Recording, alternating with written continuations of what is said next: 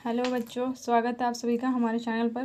तो इसमें हम सॉल्व करेंगे प्रश्न संख्या 4 जो कि बहुत ही इम्पोर्टेंट है। ठीक है, ये 4 क्वेश्चन जैसे कि प्रश्न है, त्रिज्या 10 सेंटीमीटर वाले एक वृत्त की कोई जीवा केंद्र पर एक समकोण यानी 90 डिग्री कोण अंतरित करती है। निम्न के क्षेत्रफल ज्ञात कीजिए। ए हमें दिया संगत लघु वृत्तखंड और दूसरा दिया है संगत दीर्घ त्रिज्याखंड, और यहाँ पे हमें पाई का मान 3.14 का प्रयोग करना है। ठीक है, तो आइए हल करते हैं। सबसे पहले हम एक वृत्त बनाएंगे।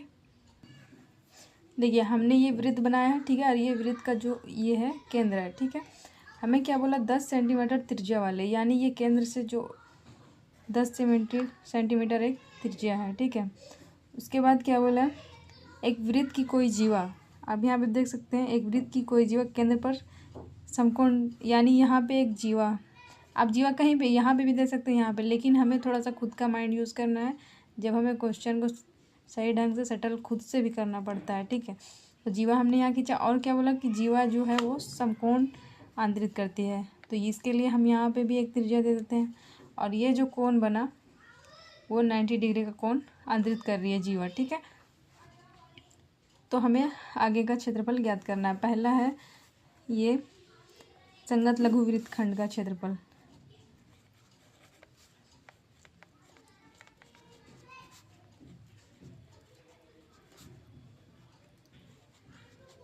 लघु वृत्त खंड का क्षेत्रफल। ठीक है, तो इसका फॉर्मूला क्या हो जाएगा, जैसे कि यहाँ पे कहने का मतलब है कि ये जो त्रिज्याखंड है, इसमें से ये जो यहाँ पे जो वृत्तखंड बन रहा है, हमें इस त्रिज्याखंड में से इस वृत्तखंड का मतलब यहाँ से जो ये त्रिज्याखंड है, इसमें से अगर ये त्रिभुज हम घटा देंगे तो ये वृत्तखंड निकल जाएगा, है ना। तो वृत्तखंड का क्षेत्रफल क्या होता है, वो फॉर्मूला होता है, यहाँ पे हम लिखते हैं।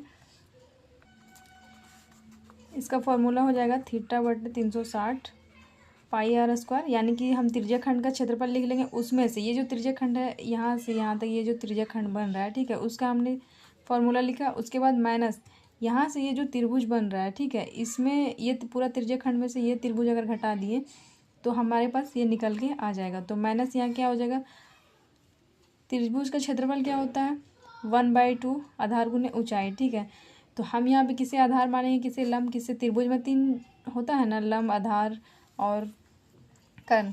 तो चूँकि जैसा कि आपको मालूम होगा, हमने 8 क्लास में 8 चैप्टर में हमने इसे पूरा डीपली से पढ़ा है।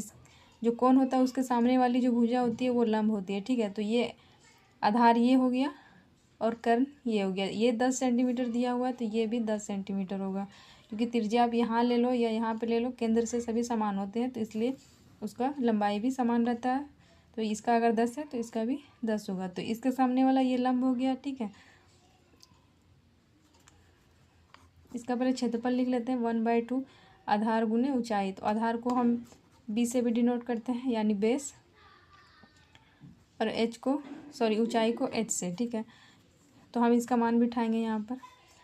प्रश्न में जैसा कि आपने देखा होगा कि पाई का मान हमें 3.14 का यूज़ करने बोला है, तो हम उसी को इस्तेमाल करेंगे। यहाँ पे हमें थीटा की जगह पे 90 दिया हुआ है, तो हम यहाँ 90 लिखेंगे बटे 360 गुने 3.14। आर स्क्वायर दिया है यानी 10 गुने 10, माइनस इधर 1/2 हो जाएगा, और ये बी, इसमें ये तो लंब हो गया सामने वाला, ये इसको आप बेस मान लीजिए, इसको कर्ण मान लीजिए, यानी ये आधार हो गया, ये कर्ण हो गया। ऊंचाई, दोनों की ऊंचाई समान है तो यहाँ 10 10 लिख देते हैं। ठीक है, थोड़ा स्पेस कम हो गया इसलिए इसको काटेंगे। ये 0 से ये 0 खत्म, 9 चौके 36, 4 हो गया। अगर ये 0 10 है ना, यहाँ पे पॉइंट हटाने के लिए अगर हम नीचे 100 लिखते हैं, क्योंकि इधर 2 अंक है इसलिए हमने यहाँ 100 लिखा। तो ये 0 से ये 0 ख़त्म हो जाएगा, ये 0 से ये 0 ख़त्म हो गया। तो हमारे पास बचा है कितना, ये 314, यहाँ पे लिखते हैं 3, पॉइंट नहीं रहेगा, पॉइंट तो हट चुका, 314/4। ठीक है, इधर कितना बच जाएगा 1/2 गुने 10 गुने 10। ठीक है,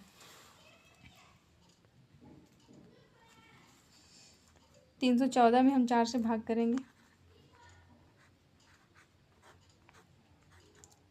4 अट्ठी 32 होता है, 4 सत्ते 28, 28 लिखेंगे। यहाँ पैंचा देगा, 11 में 8 जाएगा 3, ये 2 से 2 खत्म हो गया। फिर उतर जाएगा ये 4, 4 अट्ठी 32, बच्चा 2, पॉइंट लगा के यहाँ 0 लगाएंगे, 4 पच्चे 20, यानी ये कितना आ गया 78.5। माइनस इधर कितना, ये 2 से 10 कटेगा, 2 पच्चे 10, और ये 5 से ये 10 को मल्टीप्लाई करेंगे तो 10 पच्चे 50 हो जाएगा, और 1 से गुना करेंगे तो ये 50 ही रहेगा। ठीक है, 78.5 में से ये 50 घटाएंगे, हम यहाँ पे करके दिखाते हैं। इधर कुछ नहीं है, 0 रख देते हैं।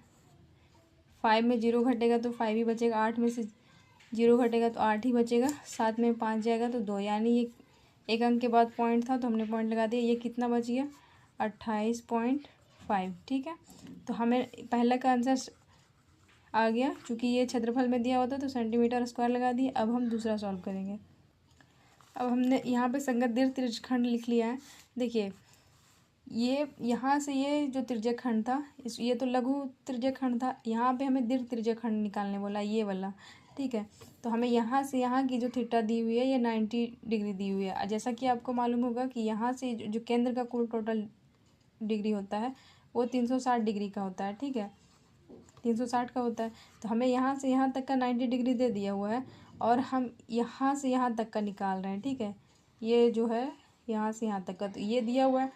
ये जब पूरा 360 होता है, 360 में से ये 90 घटा देंगे तो हमें यहाँ से यहाँ तक का मिल जाएगा। ठीक है, तो फॉर्मूला तो वही रहेगा, त्रिज्यखंड का क्षेत्रफल। ठीक है, यहाँ से बस हमें यहाँ से यहाँ तक का चाहिए, इसलिए हम यहाँ पे 360 में से ये थीटा घटाएंगे। ठीक है, फॉर्मूला कैसे लिखेंगे, 360 माइनस थीटा बट्टे 360 जो होता है वो तो रहेगा ही, और इधर पाई आर स्क्वायर। ठीक है,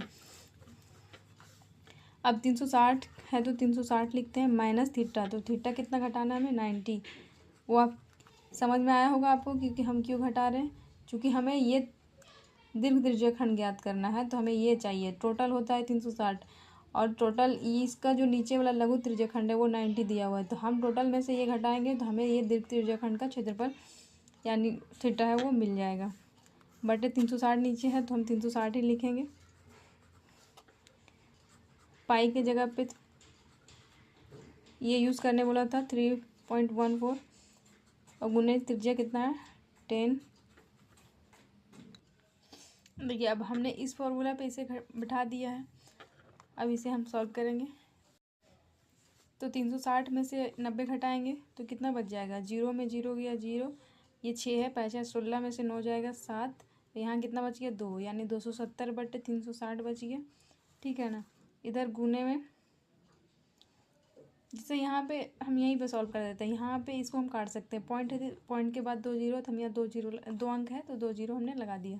ये 0 से ये 0 ख़त्म हो जाएगा, और ये 0 से ये 0 ख़त्म हो गया। ठीक है,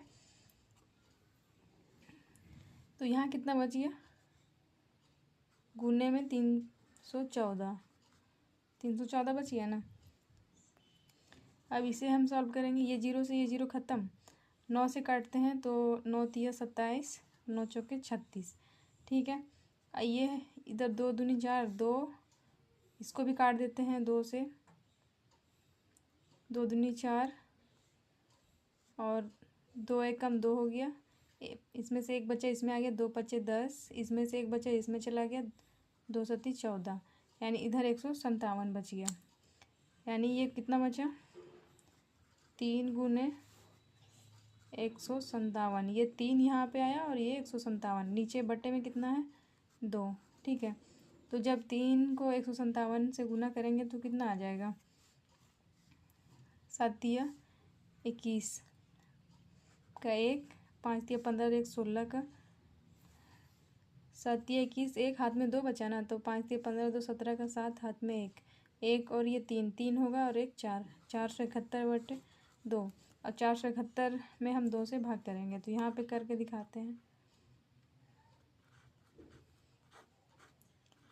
2 दूनी 4 ख़त्म, उतर गया 7, 2 तिया 6 बचा 1, पॉइंट लगा के यहाँ 0 लगाएंगे,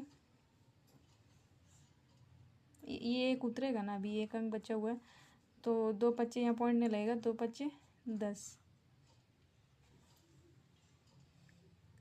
फिर ये एक नीचे उतर जाएगा, फिर पॉइंट लगा के 0 लगाएंगे, 2 पच्चे 10 हो जाएगा। यानी हमारे पास जो ये भाग देने पे कितना आया, 23.5 सेंटीमीटर स्क्वायर लिखेंगे क्योंकि क्षेत्रफल में दिया हुआ था। तो ये दूसरा का जो आंसर हो गया ये हो गया। ठीक है, तो हमने इससे पहला का आंसर निकाल लिया, दूसरा का भी आंसर निकाल लिया।